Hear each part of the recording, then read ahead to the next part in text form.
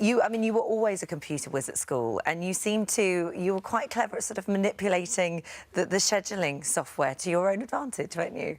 Yeah, computers came along when I was 13, and they kind of intimidated the teachers, so I and a few others were viewed as the computer experts, and they were nice enough to let us do the scheduling of the different classes, so I could decide, you know, which girls were in my class. And, so cool. So I had lots of great girls in my class. I didn't talk to them much, but they were there.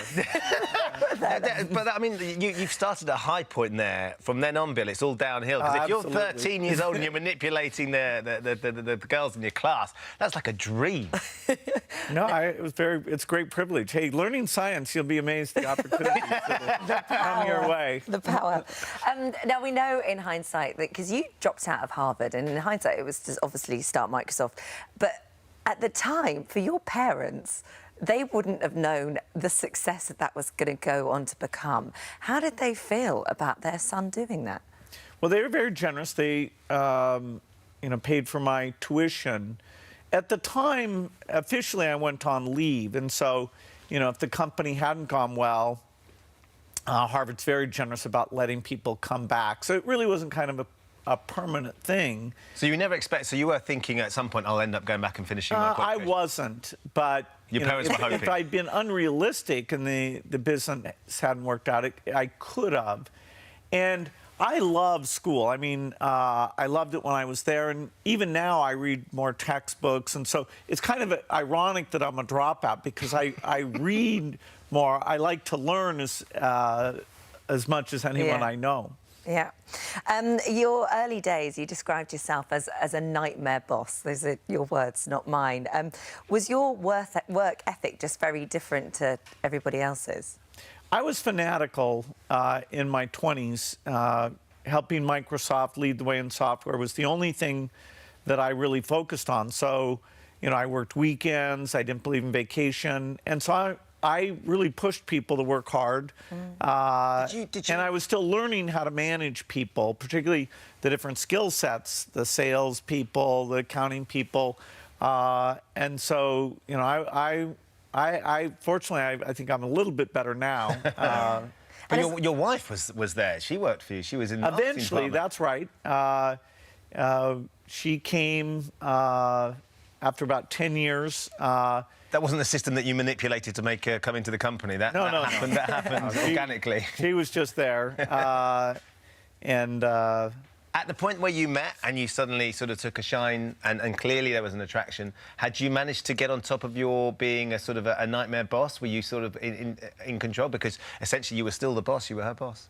Yeah, well, not directly. The company was big enough that there were a few people in between myself and her. And, you know, we started off pretty casually, but, you know, then kind of surprised each other by falling in love. And after we got married, she retired from Microsoft, but she always understood what we were doing. She had a great career.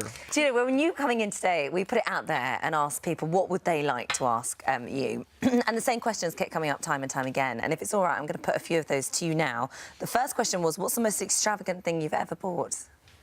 Well, certainly the greatest extravagance is that when I travel, I often use a private plane, and that is very extravagant. But you didn't start doing that, because up until 97... No, I waited. I always thought that was kind of a decadent thing. But then when I started traveling to Africa and Asia a lot, I gave in on that. Do you enjoy it? Do you enjoy that now? Yes. You enjoy that? No, it's a luxury. It's my one true extravagance. Yeah. Okay. Next one. Go on. How much money do you have in your wallet, Bill? I don't carry a wallet around a lot. So are you a bit like the Queen? The Queen doesn't carry money. No, what's in that purse? No money? Not money. Oh, goodness, I wonder. Is that so you have people with you that have to take care of that sort of thing now? Well, when I'm going out, when I'm not doing a business trip, then I'll carry a wallet around that'll have a few $100s and some credit cards in it. Yeah. Pretty normal. OK, next question. Do you ever wear the same thing twice? Not without it getting washed, no. That's where Fair we differ enough. again, Bill. I recycle everything all the time. Here's one. Now, this was a very popular question. Everybody wants to know, how many bathrooms do you have in your house, Bill? Too many. Too many, yeah. And finally, what do you want your family to buy you for Christmas? Well, usually they'll pick books or movies that they've seen and like, or they'll offer to do some sort of a trip together. People are pretty creative. I like puzzles, so they'll often get those. So you don't think you're that difficult to buy for? Oh, Well, yes. we I think I am.